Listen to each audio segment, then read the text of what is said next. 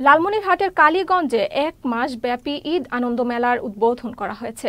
রোববার বিকেলে উপজেলার তুষ ভান্ডার অডিটোরিয়াম চত্বরে স্থানীয়দের আয়োজনে এই মেলার উদ্বোধন করেন উপজেলা যুবদলের আহ্বায়ক জাহাঙ্গীর আলম। এই মেলার ৪০টি স্টল স্থান পেয়েছে, রয়েছে বাচ্চাদের খেলাধুলা সহ বিভিন্ন প্রকার আইটেম। আয়োজকরা জানান, স্বল্প মূল্যে গ্রামের মানুষ যেন ঈদের কেনাকাটা করতে পারে, এই লক্ষ্যে এই মেলার আয়োজন করা হয়েছে। মোটামুটি সবাই একটু আসবে, একটু শপিং করবে। মোটামুটি এখানকার দাম থাকবে হাতের নাগালের মধ্যেই। ঈদ আনন্দ বাজারগুলো শহরে হয়, কিন্তু আমাদের গ্রামের লোকজন সেদিকে যাইতে পারে না।